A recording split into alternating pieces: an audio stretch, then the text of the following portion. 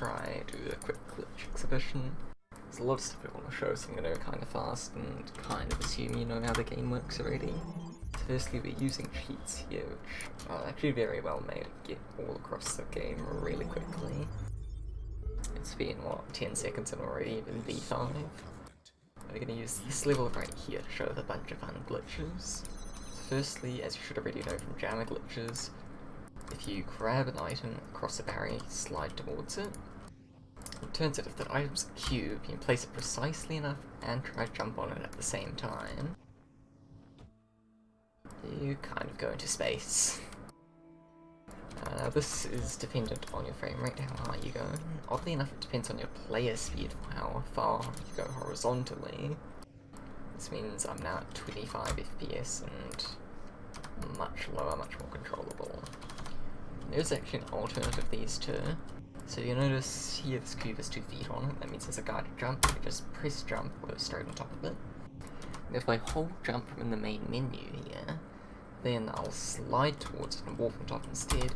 And if I on the exact frame I warp on top, grab the cube too, I'll get another launch. Now these are less controllable, but you can do them anywhere, so they're a bit of trade-offs. Now new glitch. Fans here, they also have these feet, so what happens if you do the same? Not much, but turns out if you actually press space shortly after you land on the fan after doing it like that, you get shot across the level. In this case it's actually a handy guided jump for me to get caught on there. Let me move the cube out of the way so I don't guided jump to that. So guided jump there to... Normally you get shot back and forth really intensely. Seems I can't help but catch these guided jumps though, god damn it. I'll show it off on a diagonal fan too. That one there was specifically a horizontal, which lets me get guided jumps out of it. There I landed back in the fan stream, so I lost all my stuff. There we go, you can get shot out diagonally really quickly, which is quite interesting. Next glitch we're going to do involves the recorder.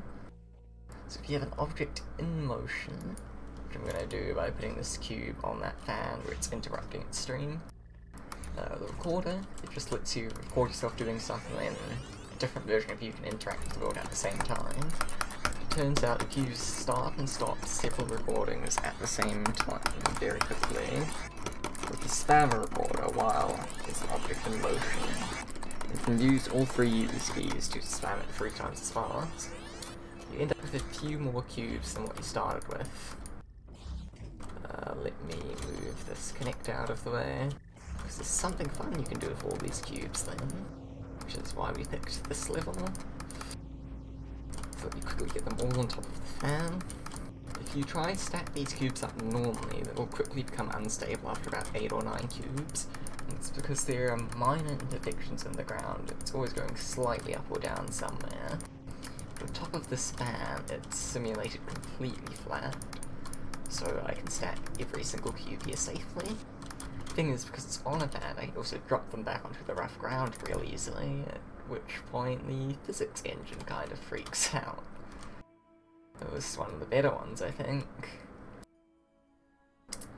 This could just go on for pretty much forever. When the cubes get into small enough stacks, it tends to lose momentum. But that can take a while. So we don't have long to look at it. A bunch of other glitches to go over, so let's quickly move on to E6. Here, EDB is probably trying a different glitch in the background. It's inconsistent as, but I'm going to go over to this Easter egg, which starts a small cutscene on this TV.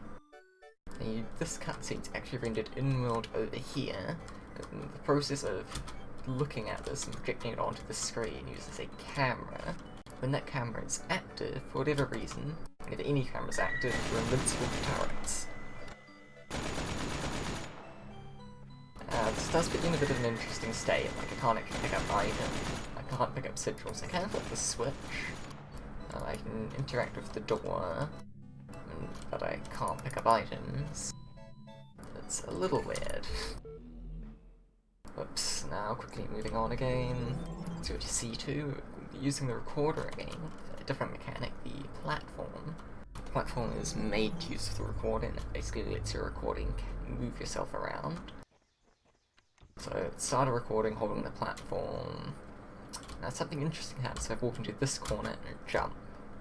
It doesn't actually have to be that corner specifically, but it's just a consistent spot to trigger this. So as soon as I jump, I fall through the floor. So specifically what's happening is when I'm in this corner and jump, the recording gets cancelled for some reason, which activates this weird glitch we call float glitch. Which you can probably see why. This glitch actually isn't nearly as useful as it would seem, because we can't leave float glitch. There's nothing we can do once we're in it, and sigils tend to be on the ground. But the reason we think it occurs is because on a platform, the game completely changes how physics interact with you, so you don't fall off the platform.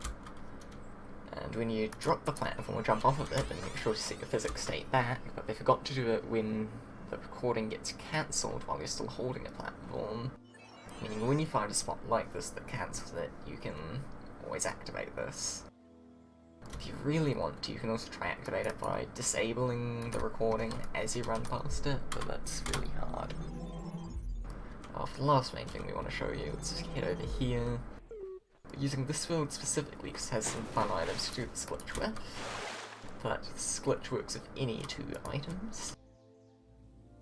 Let me just get a few things here to be prepared.